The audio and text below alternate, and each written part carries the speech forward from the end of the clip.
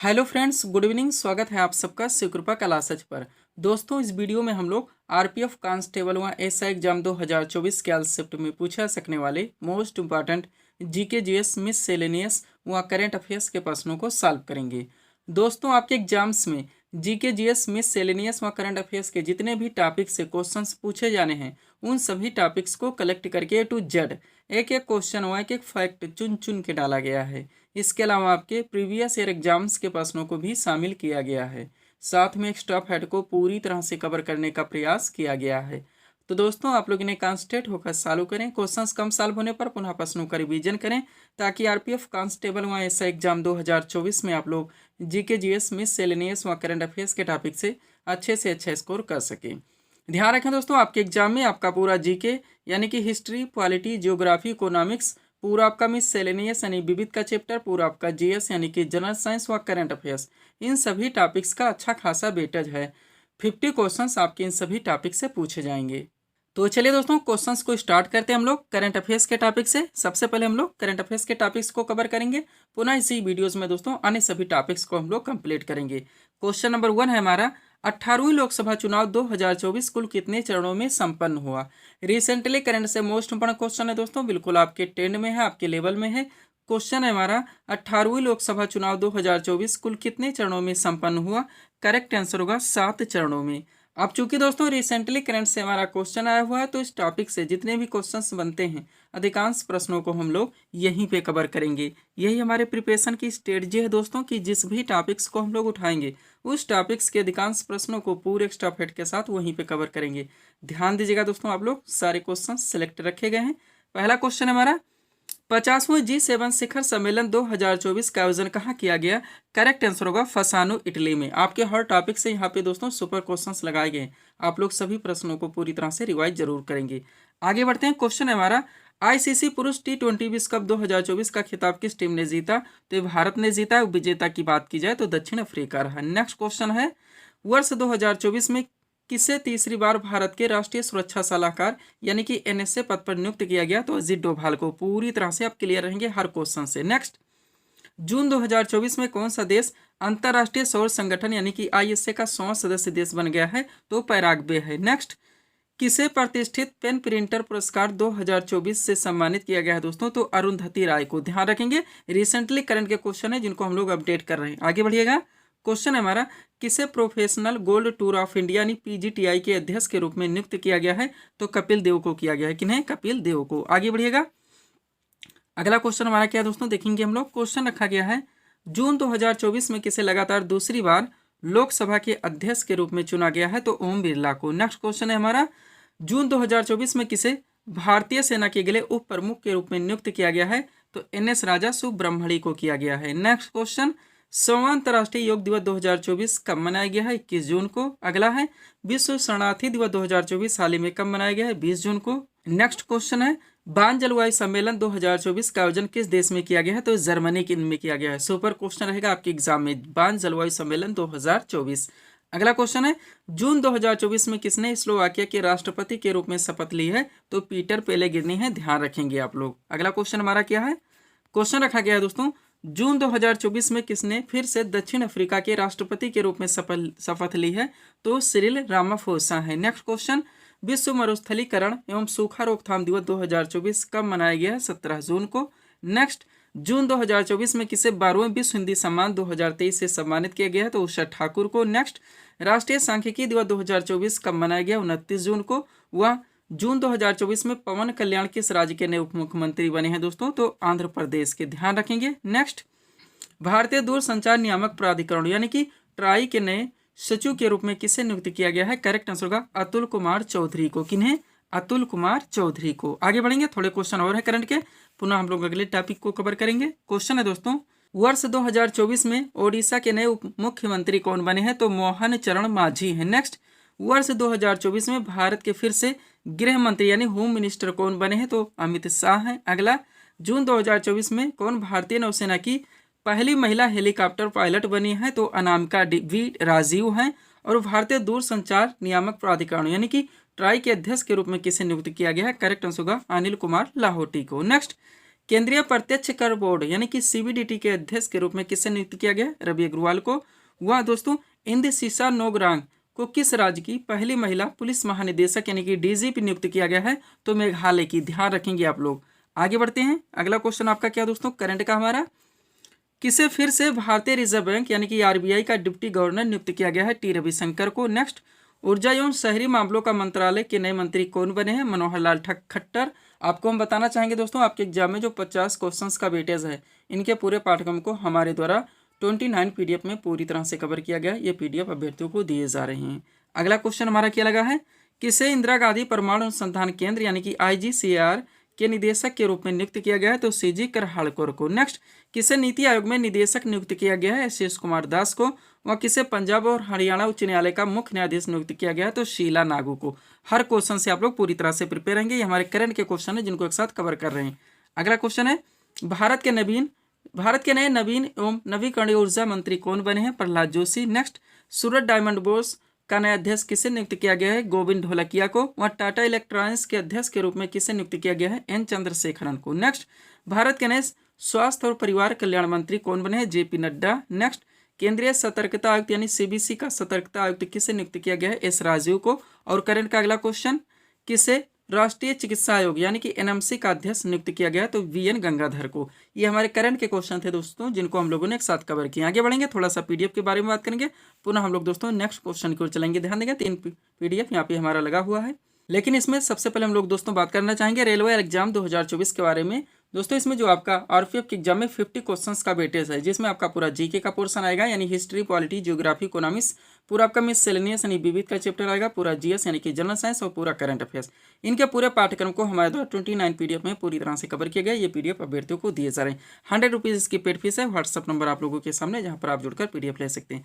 Second PDF दोस्तों जो हमारे द्वारा अभ्यर्थियों को दिया जा रहा है, यूपी पुलिस कांस्टेबल एग्जाम 2024 नया वर्जन था, काफ़ी सक्सेसफुल गया दोस्तों हमारा पीडीएफ। अभी तक जो एग्जाम्स हो रहे हैं 100 रुपीज़ की भी पेड फीस है।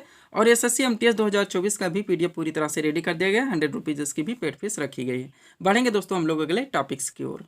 अगला क्वेश्चन दोस्तों आपके सामने देखेंगे किस टॉपिक से है। क्वेश्चन रखा गया है, महात्मा बुद्ध ने अपना प्रथम उपदेश कहाँ पर दिया था? करेक्ट आंसर होगा सारनाथ ऋषिपत्तनम में। बौद्ध धर्म से क्वेश्चन आया हुआ दोस्तों, जो कि आपका सुपर टॉपिक है, ट्रेंडिंग टॉपिक है, एवर ग्रीन टॉपिक है। मोस्ट इंपोर्टेंट सीट आपके सामने लगा दी गई है दोस्तों, सब कुछ पूरी तरह से कवर कर लिया गया है। इसी में से आपके एग्जाम से क्वेश्चंस बनते रहते हैं और रिपीट होते रहते हैं, तो इस सीट को आप लोग पूरी तरह से कवर रखेंगे। चलिए शुरू करते हैं हम लोग। क्वेश्चन था हमारा, महात्मा बुद्ध ने अपना प्रथम उपदेश कहाँ पर दिया था? करेक्ट आंसर होगा सारनाथ ऋषिपत्तनम में। अब एक दोस्तों फैक्ट को आप लोग कॉन्स्टेंट होकर देखेंगे। पहला पॉइंट है, गौतम बुद्ध का जन्म कपिलवस्तु के निकट लुम्बिनी में 563 ईसा पूर्व में हुआ था। नेक्स्ट पॉइंट है, इनके पिता का नाम शुद्धोधन जो कि साकी गण के प्रधान, और माता का नाम महामाया जो कि कोली गण की राजकुमारी थी। नेक्स्ट पॉइंट, महात्मा बुद्ध की पत्नी का नाम यशोधरा और पुत्र का नाम राहुल था। आगे बढ़िएगा। पॉइंट दोस्तों, महात्मा बुद्ध ने 29 वर्ष की आयु में गृह त्याग किया, जिसे बौद्ध ग्रंथों में महाभिनिष्क्रमण के नाम से जाना जाता है। नेक्स्ट पॉइंट, महात्मा बुद्ध को ज्ञान की प्राप्ति 35 वर्ष की अवस्था में उर्वेला निरंजना नदी के किनारे हुई थी। नेक्स्ट पॉइंट, महात्मा बुद्ध ने मल्ल गणराज्य की राजधानी कुशीनारा, जिसे कुशीनगर भी कहा जाता है, में 483 ईसा पूर्व में 80 वर्ष की अवस्था में शरीर त्याग दिया, जिसे बौद्ध ग्रंथों में महापरिनिर्वाण कहा जाता है। हर फैक्ट को दोस्तों आप लोग पूरी तरह से प्रिपेयर रखेंगे। हमारे एक एक सेंटेंस से कई फैक्ट निकलते हैं जो कि आपके एग्जाम में कंटिन्यू पूछे जाते हैं। आगे बढ़िएगा। अगला पॉइंट देखेंगे दोस्तों, गौतम बुद्ध ने अपना प्रथम उपदेश सारनाथ ऋषिपत्तनम में दिया था, जिसे बौद्ध ग्रंथों में धर्म चक्र परिवर्तन के नाम से जाना जाता है। नेक्स्ट पॉइंट, बौद्ध धर्म अनीश्वरवादी तथा अनात्मवादी है, पूरी तरह से आप ध्यान रखेंगे। नेक्स्ट पॉइंट, बुद्ध, संघ एवं धम्म, ये दोस्तों बौद्ध धर्म के तीनों त्रिरत्न है। नेक्स्ट पॉइंट, बौद्ध ग्रंथों में सुप्त पिटक, विनय पिटक तथा विधम पिटक को सामूहिक रूप से त्रिपिटक कहा गया है। इसको आप लोग पूरी तरह से रिवाइज रखेंगे। त्रिपिटक अलग अलग ट्रेंड से भी पूछा था। इसके 3 खंड है, ध्यान रखिएगा, सुप्त पिटक, विनय पिटक और अभिधम पिटक, इनको मिला के त्रिपिटक कहा जाता है। और त्रिपिटक की भाषा पाली है, ये भी ध्यान रखेंगे। महात्मा बुद्ध ने अपने उपदेश किस भाषा में दिए थे? तो पाली भाषा में दिए थे, ये भी आप लोग ध्यान रखेंगे। नेक्स्ट पॉइंट, कालांतर में कनिष्क के शासनकाल में बौद्ध धर्म का विभाजन हीनयान तथा महायान 2 शाखाओं में हो गया। हीनयान शाखा के अनुयायियों ने गौतम बुद्ध के मूल उपदेशों को स्वीकार किया, जबकि महायान शाखा के अनुयायियों ने बुद्ध की मूर्ति पूजा का प्रचलन शुरू किया। पूरी तरह से आप अपडेट रखेंगे। अब चलिए, बौद्ध धर्म की 4 महासंगीतियां होती हैं, आप लोग जानते हैं, उनको पूरी तरह से कवर कीजिए। डायरेक्टली क्वेश्चन पूछाता है। तो पॉइंट है दोस्तों, बौद्ध धर्म की महासंगीतियां। शुरू करते हैं। प्रथम बौद्ध संगीति के आयोजन की बात की जाए तो 483 ईसा पूर्व में कहाँ पे, राजगृह में। किसके शासनकाल में, तो अजातशत्रु के शासनकाल में की गई थी। नेक्स्ट पॉइंट है द्वितीय बौद्ध संगीति की बात की जाए तो ये 383 ईसा पूर्व में वैशाली में कालाशोक के शासनकाल में की गई थी। नेक्स्ट तृतीय बौद्ध संगीति की बात की जाए, इसका आयोजन 250 ईसा पूर्व में पाटलिपुत्र में अशोक के शासनकाल में की गई थी। और चतुर्थ बौद्ध संगीति का आयोजन 98 ईसा पूर्व में कुंडल वन में कनिष्क के शासनकाल में की गई थी। पूरी तरह से आप रिवाइज रखेंगे। थोड़ा फैक्ट आउट देखिए दोस्तों, प्रथम बौद्ध संगीति का आयोजन महाकश्यप की अध्यक्षता में हुई थी। द्वितीय बौद्ध संगीति का आयोजन सर्वकामी या सब्बाकामी की अध्यक्षता में हुई थी। तृतीय बौद्ध संगीति का आयोजन मोगदिशु लिस्स की अध्यक्षता में हुई थी। और चतुर्थ बौद्ध संगीति का आयोजन वसुमित्र की अध्यक्षता में हुई थी। ये भी आप लोग पूरी तरह से रिवाइज रखेंगे। पीडीएफ के बारे में ऑलरेडी बात हो चुकी है दोस्तों। आरपीएफ कांस्टेबल एसआई पूरी तरह से रेडी है हमारा। उसके बाद में यूपी कांस्टेबल एग्जाम का नया वर्जन रेडी है, एसएससीएल एग्जाम भी रेडी है, और साइंस का स्पेशल पीडीएफ भी दोस्तों हमारे द्वारा रेडी किया गया है। बढ़ेंगे हम लोग अगले टॉपिक्स की ओर। अगला टॉपिक हमारा किस दोस्तों, अगला क्वेश्चन हमारा किस टॉपिक से देखेंगे हम लोग। क्वेश्चन रखा गया है खजुराहो मंदिर भारत के किस राज्य में स्थित है। करेक्ट आंसर होगा छतरपुर मध्य प्रदेश में। क्वेश्चन कहाँ से आ चुका है दोस्तों, आपका ट्रेंडिंग सुपर टॉपिक है, एवरग्रीन टॉपिक है। डायरेक्टली क्वेश्चन पूछे जाते हैं दोस्तों। भारत के प्रमुख ऐतिहासिक इमारतों एवं मंदिरों से मीनाक्षी मंदिर कहाँ पे स्थित है दोस्तों, सांची का स्तूप कहाँ पे स्थित है, एलिफेंटा का मंदिर कहाँ पे स्थित है, खजुराहो मंदिर कहाँ पे स्थित है। तो सब कुछ जितने भी क्वेश्चंस बन सकते हैं A to Z पूरी तरह से सीट में कवर है। अगर आप इसको पूरी तरह से रिवाइज रखते हैं तो इस टॉपिक से कोई भी क्वेश्चंस आपके एग्जाम में आते हैं ना क्वेश्चन आपसे मिस होंगे और ना ही क्वेश्चन आपसे गलत होंगे। सब कुछ आपके पीडीएफ में पूरी तरह से मेंशन है। चलिए शुरू करते हैं। क्वेश्चन था हमारा खजुराहो मंदिर भारत के किस राज्य में स्थित है। करेक्ट आंसर होगा छतरपुर मध्य प्रदेश में। अब देखिएगा, एक तरफ प्रमुख इमारतों या मंदिरों के नाम दिए गए हैं, दूसरी तरफ संबंधित राज्य या केंद्र शासित प्रदेश के नाम दिए गए हैं। सबसे पहले शुरू करेंगे अजंता एवं एलोरा गुफा जो कि औरंगाबाद महाराष्ट्र में स्थित है। एग्जैक्ट लोकेशन भी हमारे द्वारा डाल दिया था, ध्यान रखेंगे औरंगाबाद महाराष्ट्र, ताकि ऑप्शन में यही आए तो दोस्तों आपके क्वेश्चन ना मिस हो ना आपको तुक्का लगाना पड़े। इसलिए मैं रिवीजन और पीडीएफ के बारे में आपको फोकस करवाता रहता हूँ। नेक्स्ट शांति निकेतन की बात की जाए, इसका दोस्तों ये वीरभूम पश्चिम बंगाल में स्थित है। एलिफेंटा गुफा दोस्तों मुंबई महाराष्ट्र में स्थित है। सांची का स्तूप मोस्टपन जो कि रायसेन मध्य प्रदेश में स्थित है। सब कुछ पूरी तरह से आपको अपडेट रखने, वो हर फैक्ट वो हर टॉपिक जहाँ जहाँ से आपके एग्जाम में क्वेश्चन बनने हैं सब कुछ आपके पीडीएफ में मेंशन कर दिया गया है। लिंगराज मंदिर दोस्तों भुवनेश्वर ओडिशा में स्थित है। सूर्य मंदिर या काला पैगोडा की बात की जाए कोणार्क ओडिशा में स्थित है। दक्षिणेश्वर काली मंदिर दोस्तों कोलकाता पश्चिम बंगाल में स्थित है। सोमनाथ मंदिर गिर सोमनाथ गुजरात में स्थित है। कैलाश मंदिर एलोरा महाराष्ट्र में स्थित है। त्र्यंबकेश्वर मंदिर नासिक महाराष्ट्र में स्थित है। महाबलेश्वर मंदिर महाराष्ट्र में स्थित है। दिलवाड़ा जैन मंदिर माउंट आबू राजस्थान में स्थित है। ब्रह्मा मंदिर दोस्तों पुष्कर राजस्थान में स्थित है। सब कुछ पूरी तरह से आपको अपडेट रखने हैं। आगे बढ़िएगा, रामेश्वरम मंदिर दोस्तों तमिलनाडु में स्थित है। मीनाक्षी मंदिर मदुरई तमिलनाडु में स्थित है। बृहदेश्वर मंदिर तंजावुर तमिलनाडु में स्थित है। नटराज मंदिर चिदम्बरम तमिलनाडु में स्थित है। नेक्स्ट वेंकटेश्वर मंदिर तिरुपति आंध्र प्रदेश में स्थित है। जगन्नाथ मंदिर पुरी ओडिशा में स्थित है। आगे देखिएगा, वैष्णो देवी मंदिर दोस्तों जम्मू कश्मीर में स्थित है। और खजुराहो मंदिर छतरपुर मध्य प्रदेश में स्थित है। इतना आप लोगों को पूरी तरह से रिवाइज रखने हैं। चलते हैं दोस्तों हम लोग अगले टॉपिक्स की ओर। अगला टॉपिक आपका क्या लगा है देखेंगे आप लोग। क्वेश्चन रखा गया है कार्बेट राष्ट्रीय उद्यान भारत के किस राज्य में स्थित है। करेक्ट आंसर होगा नैनीताल उत्तराखंड में। क्वेश्चन कहाँ से आ चुका है, कौन सा टॉपिक, जो भारत के दोस्तों प्रमुख पार्क है, राष्ट्रीय उद्यान है, वन्यजीव अभ्यारण्य है।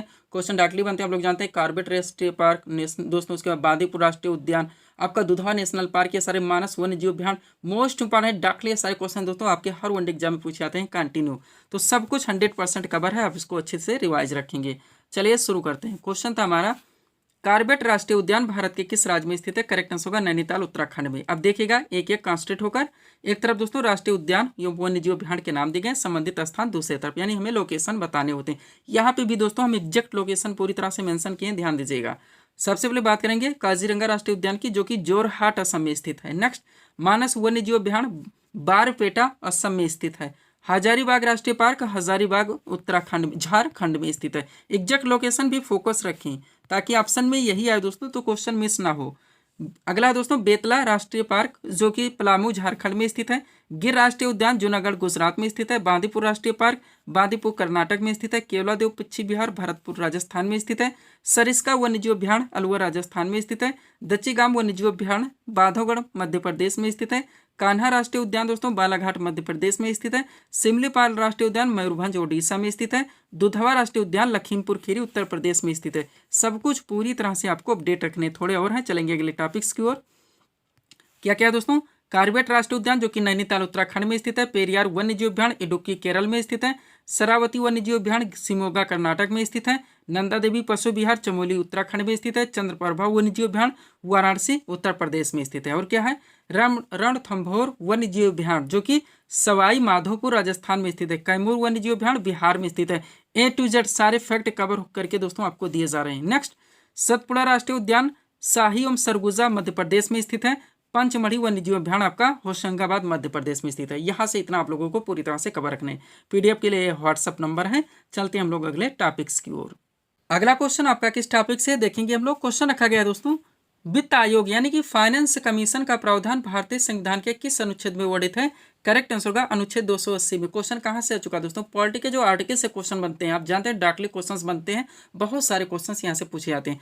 तो सीट आपके सामने दोस्तों, आर्टिकल से रिलेटेड जितने भी इंपॉर्टेंट क्वेश्चंस बन सकते हैं सब कुछ पूरी तरह से क्रम से कवर कर लिया गया है। इसको आप लोग अच्छे से रिवाइज रखते हैं। कोई भी क्वेश्चन आपके इस टॉपिक से आते हैं ना, क्वेश्चन आपसे मिस होंगे और ना ही आपको तुक्का लगाना पड़ेगा। तो चलिए शुरू करते हैं हम लोग। क्वेश्चन था हमारा, वित्त आयोग यानी कि फाइनेंस कमीशन का प्रावधान भारतीय संविधान के किस अनुच्छेद में वर्णित है। करेक्ट आंसर होगा अनुच्छेद 280 में। अब पॉइंट क्या हमारा है दोस्तों, भारतीय संविधान के महत्वपूर्ण अनुच्छेद एवं संबंधित प्रावधान। चलिए इस टॉपिक को हम लोग पूरी तरह से कवर करना शुरू करते हैं। एक तरफ दिया गया दोस्तों संबंधित प्रावधान, दूसरी तरफ महत्वपूर्ण अनुच्छेद। बात करें दोस्तों, पहला हमारा संघ का नाम और राज्य क्षेत्र, तो इसका प्रावधान भारतीय संविधान के अनुच्छेद 1 में है। नए राज्यों का प्रवेश या स्थापना का प्रावधान भारतीय संविधान के अनुच्छेद 2 में है। संविधान के प्रारंभ के समय नागरिकता का प्रावधान भारतीय संविधान के अनुच्छेद 5 में है। और विधि के समक्ष समानता का अधिकार का प्रावधान दोस्तों भारतीय संविधान के अनुच्छेद 14 में है। जितने इंपॉर्टेंट है 100% सब कवर है। नेक्स्ट दोस्तों, धर्म, मूलवंश, जातलिंग या जन्मस्थान के आधार पर विभेद का प्रतिषेध का प्रावधान भारतीय संविधान के अनुच्छेद 15 में है। लोक नियोजन के विषयों में अवसर की समानता, या आप कह सकते हैं कि सरकारी पद प्राप्ति के समान अवसर का प्रावधान भारतीय संविधान के अनुच्छेद 16 में है।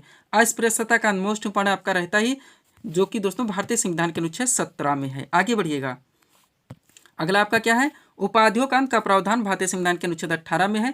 विचार एवं अभिव्यक्ति की स्वतंत्रता का प्रावधान भारतीय संविधान के अनुच्छेद 19 में है। अपराधों के लिए दोष सिद्धि के संबंध में संरक्षण का प्रावधान अनुच्छेद 20 में है। प्राण और दैहिक स्वतंत्रता का संरक्षण का प्रावधान भारतीय संविधान के अनुच्छेद 21 में है। मोस्ट इंपॉर्टेंट देखिएगा, 6 से 14 वर्ष तक के सभी बच्चों को निःशुल्क और अनिवार्य शिक्षा का अधिकार दोस्तों, इसका प्रावधान भारतीय संविधान के अनुच्छेद 21 का में है। अल्पसंख्यक वर्गों के हितों के संरक्षण का प्रावधान अनुच्छेद 29 में। दोनों ट्रेंड से दोस्तों ध्यान रखिएगा, डाकली पूछाता है। अल्पसंख्यक वर्गों के हितों का संरक्षण का प्रावधान भारतीय संविधान के किस अनुच्छेद में, तो 29 में है। इसको पलट दीजिए, भारतीय संविधान के अनुच्छेद 29 में किसका प्रावधान है। डायरेक्ट आपके दोस्तों क्वेश्चन में आर्टिकल दे दिया जाए, आपके ऑप्शन यानी विकल्प में कॉन्सेप्ट दिया जाए, तो दोनों तरफ से आप ध्यान रखेंगे। इसलिए मैं रिवीजन व PDF के बारे में आपको फोकस करवाता रहता हूँ। किसी भी ट्रेंड से क्वेश्चन पूछे जाए, आपका क्वेश्चन मिस ना हो। संवैधानिक उपचारों का अधिकार दोस्तों भारतीय संविधान के अनुच्छेद 32 में है। समान न्याय तथा निःशुल्क विधिक सहायता का प्रावधान भारतीय संविधान के अनुच्छेद 39 का में है। पूरी तरह से आपको अपडेट रखनी है। आगे बढ़िएगा, थोड़े और रह गए हैं, चलेंगे अगले टॉपिक्स की ओर। अगला क्या दोस्तों, ग्राम पंचायत की स्थापना का प्रावधान भारतीय संविधान के अनुच्छेद 40 में है।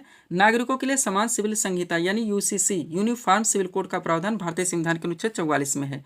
पर्यावरण का संरक्षण और संवर्धन एवं वन तथा वन्य जीवों की रक्षा का प्रावधान 48 का में है। और कार्यपालिका से न्यायपालिका के पृथककरण का प्रावधान भारतीय संविधान के अनुच्छेद 50 में है। अंतर्राष्ट्रीय शांति और सुरक्षा की वृद्धि का प्रावधान भारतीय संविधान के अनुच्छेद 51 में है। नेक्स्ट, मूल कर्तव्य का प्रावधान 51 का में है। भारत का राष्ट्रपति किस में आता है दोस्तों, अनुच्छेद 52 में आता है। राष्ट्रपति के निर्वाचन की बात की जाए तो अनुच्छेद 54 में आता है। एक यहाँ से आर्टिकल और जो जाता है, पहले उसको आप लोग देखिए क्या है दोस्तों। राष्ट्रपति की निर्वाचन पद्धति जो लिखा गया दोस्तों, एकल संक्रमणीय मत पद्धति जिसके द्वारा होता है वो अनुच्छेद 55 में है। उपराष्ट्रपति का निर्वाचन अनुच्छेद 66 में है। राष्ट्रपति द्वारा क्षमादानी प्रेरांश की शक्ति का प्रावधान अनुच्छेद 72 में है। राष्ट्रपति को सहायता और सलाह देने के लिए जो मंत्रिपरिषद की व्यवस्था की गई वह संविधान के अनुच्छेद 74 में है। भारत का महान्यायाधीश कभी नहीं भूलेंगे आप लोग, अनुच्छेद 76 में है। संसद के गठन का प्रावधान भारतीय संविधान के अनुच्छेद 79 में है। धन विधेयक की परिभाषा का प्रावधान अनुच्छेद 110 में है। वार्षिक वित्तीय विवरण जिसे हम लोग बजट के नाम से जानते हैं, भारतीय संविधान के अनुच्छेद 112 में है। सब कुछ पूरी तरह से आपको प्रिपेयर रखने, थोड़े से और हैं। पुनः हम लोग दोस्तों अगले टॉपिक की ओर चलेंगे। क्या क्या दोस्तों हमारा नेक्स्ट, उच्चतम न्यायालय की पुनर्विलोकन यानी रिव्यू की जो शक्ति उसे पावर प्राप्त हो दोस्तों, अनुच्छेद 137 में। नेक्स्ट, भारत का नियंत्रक एवं महालेखा परीक्षक यानी कि CAG का प्रावधान भारतीय संविधान के अनुच्छेद 148 में है। नेक्स्ट, राज्यपाल की नियुक्ति भारतीय संविधान के अनुच्छेद 155 में है। राज्य का महाधिवक्ता का प्रावधान अनुच्छेद 165 में है। अंतर्राज्यीय परिषद के संबंध में उपबंध दोस्तों भारतीय संविधान के अनुच्छेद 263 में है। नेक्स्ट वित्त आयोग यानी फाइनेंस कमीशन की बात की जाए 280 में है। 2 और है दोस्तों, वित्तीय आपातकाल घोषिट करने का जो प्रावधान किया गया है वो अनुच्छेद 360 में है। और संसद को संविधान में संशोधन करने की शक्ति और प्रक्रिया, इसका प्रावधान भारतीय संविधान के अनुच्छेद 368 में पूरी तरह से आप ध्यान रखेंगे। थोड़ा सा पीडीएफ कर रहे हैं दोस्तों, ऑलरेडी बात हो ही चुकी है। आरपीएफ कांस्टेबल एसआई पूरी तरह से रेडी है। यूपी कांस्टेबल एग्जाम रेडी है। एसएससी एग्जाम और साइंस का स्पेशल पीडीएफ भी हमारे द्वारा रेडी किया गया। चलते हम लोग अगले टॉपिक्स की ओर। अगला क्वेश्चन दोस्तों आपके सामने देखेंगे किस टॉपिक से क्वेश्चन रखा गया है। एनीमिया रोग किसकी कमी से होता है? करेक्ट आंसर होगा आयरन की कमी से। क्वेश्चन कहाँ से आ चुका है दोस्तों? जनरल साइंस का जो हमारा बायो का टॉपिक है, बहुत सारे क्वेश्चंस यहाँ से बनते हैं आपके एग्जाम में दोस्तों। अच्छा खासा वेटेज है इसका, तो मोस्ट इंपॉर्टेंट सीट आपके सामने बहुत सारे क्वेश्चंस आपके एक साथ कवर होंगे बायो के टॉपिक से, तो आप लोग इसको पूरी तरह से रिवाइज रखेंगे। चलिए शुरू करते हैं हम। क्वेश्चन था हमारा एनीमिया रोग किसकी कमी से होता है? करेक्ट आंसर होगा आयरन की कमी से। अभी एक क्वेश्चन आप लोग कॉन्सेंट्रेट होकर सॉल्व करेंगे। पहला है टिक्का रोग किस फसल से संबंधित है? तो मूंगफली से। नेक्स्ट रेड राट रोग किस फसल से संबंधित है? तो गन्ना से। अगला अंगूर लता किस फसल की प्रजाति है? तो टमाटर की। और कुफरी चमत्कार किस फसल की प्रमुख प्रजाति है? तो आलू की। आगे बढ़िएगा, भारत में सबसे ज्यादा उत्पादन किस फसल का होता है? तो धान का। नेक्स्ट भारत में धान की सबसे अधिक खेती किस राज्य में होती है? पश्चिम बंगाल में। और गन्ना में लाल सड़न रोग किसके कारण होता है? तो फफूंदी के कारण। नेक्स्ट हाइड्रोपोनिक्स क्या है दोस्तों? तो बिना मृदा के पौधों की खेती है। हर क्वेश्चन को आप लोग पूरी तरह से रिवाइज रखेंगे। आगे बढ़िएगा, अगला क्वेश्चन आपका क्या लगा है? फूल गोभी यानी कि कॉलीफ्लावर का कौन सा भाग खाया जाता है? तो पुष्पक्रम है। ट्रक फार्मिंग क्या है दोस्तों? तो व्यापारिक स्तर पर सब्जियों की खेती है। पकने पर टमाटर का रंग किसकी उपस्थिति के कारण लाल हो जाता है? तो लाइकोपिन के। और नारियल का खाने योग्य भाग होता है तो भ्रूणपोष है। नेक्स्ट लीची फल का खाने योग्य भाग होता है वो एरिल है। नाशपाती का कौन सा भाग खाया जाता है? गुद्देदार पुष्पासन। पौधे के किस भाग से काफी प्राप्त होती है? बीजों से। और कुनेन प्राप्त होता है दोस्तों सिनकोना की छाल से। हर क्वेश्चन को आप लोग पूरी तरह से रिवाइज रखेंगे। आगे बढ़िएगा, क्वेश्चन क्या है? दालचीनी पेड़ के किस भाग से प्राप्त होती है? तो छाल से। नेक्स्ट तारपीन का तेल प्राप्त किया जाता है चीड़ से। अफीम पौधे के किस भाग से प्राप्त होती है? फूल से। पौधे में वाष्पोत्सर्जन की क्रिया किसमें होती है? तो पत्तियों से। नेक्स्ट प्राकृतिक वर्ण सिद्धांत का प्रतिपादन किसने किया था? डार्विन ने। वंशागत के नियमों के अध्ययन को क्या कहते हैं? अनुवंशिकी। जनसंख्या के अध्ययन क्या कहलाता है? डेमोग्राफी। विकास का सिद्धांत किसके द्वारा दिया गया था? तो चार्ल्स डार्विन के द्वारा। नेक्स्ट रेबीज के टीके की खोज किसने की थी? लुई पास्चर ने। नेचुरल सिलेक्शन का सिद्धांत किसने दिया था? चार्ल्स डार्विन ने। मनुष्य के शरीर में सबसे लंबी कोशिका कौन सी होती है? तंत्रिका कोशिका। और डीएनए का डबल हेलिक्स मॉडल किसने दिया था? तो वाटसन तथा क्रिक ने। नेक्स्ट जैव विकास को सर्वप्रथम किसने समझाया था? लैमार्क ने समझाया था। ध्यान रखेंगे आप लोग। आगे बढ़ते हैं, अगला क्वेश्चन आपका क्या है दोस्तों? यहाँ से क्वेश्चन है उत्परिवर्तन यानी कि म्यूटेशन के सिद्धांत के जन्मदाता है डिवरीज। नेक्स्ट परवाल यानी कोरल्स क्या? तो एक समुद्री जीव है। रेशम के कीड़े पालने को क्या कहते हैं? सेरिकल्चर। पित्त यानी बाइल कहाँ पर जमा होता है? तो पित्ताशय में। पेसमेकर का संबंध किसे? हृदय से। और पेसमेकर का कार्य क्या है? दिल की धड़कन प्रारंभ करना। नेक्स्ट रक्त का शुद्धिकरण कहाँ पर होता है? किडनी में। रक्त में लाल रंग किसके कारण होता है? हीमोग्लोबिन के। शरीर में हीमोग्लोबिन का कार्य क्या है? तो ऑक्सीजन का परिवहन करना। नेक्स्ट मानव शरीर में लाल रक्तकण का निर्माण कहाँ होता है? अस्थिमज्जा में। और सफेद रक्तकण यानी WBC का मुख्य कार्य है तो रोग प्रतिरोधक क्षमता धारण करना। नेक्स्ट कौन सा रक्त वह सर्वग्राही? आप लोग जानते होंगे AB है। और कौन सा रक्त वर्ग दोस्तों सर्वदाता है? तो O है। ध्यान रखेंगे आप लोग। आगे बढ़ते हैं, अगला क्वेश्चन यहाँ से क्या दोस्तों? सेरेब्रम किससे संबंधित है? मस्तिष्क है। और एलिजा परीक्षण किस रोग की पहचान के लिए किया थी? तो एड्स के। सब कुछ पूरी तरह से आप अपडेट रखेंगे। थोड़े क्वेश्चन और हैं जनरल साइंस के। क्वेश्चन क्या है हमारा दोस्तों अगला?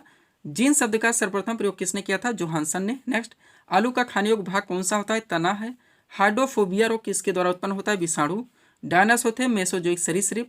एनीमिया रोग किसकी कमी से होता है? आयरन की कमी से। वायु प्रदूषण में सर्वाधिक हानिकारक गैस है कार्बन मोनोऑक्साइड। पीलिया रोग से शरीर का कौन सा अंग प्रभावित होता है? तो यकृत है। सब कुछ पूरी तरह से आप रिवाइज रखेंगे। तो दोस्तों इस सीरीज के टॉप MCQs के प्रश्न जिनको यहाँ पे हम लोगों ने सॉल्व किए हैं, उम्मीद है दोस्तों आप सभी लोगों ने सॉल्व किए होंगे और देखे होंगे कि यहाँ से आपके कितने क्वेश्चन सही हो रहे हैं। तो दोस्तों इसी तरह के वीडियोस के लिए आप हमारे स्टडी चैनल शिवकृपा क्लासेस से जुड़े हुए चैनल को सब्सक्राइब करें ताकि हमारे द्वारा दी जाने वाली सभी वीडियोस आप क्रम से सबसे पहले देख सकें। तो मिलते हैं दोस्तों नेक्स्ट वीडियोस में। Thanks for watching.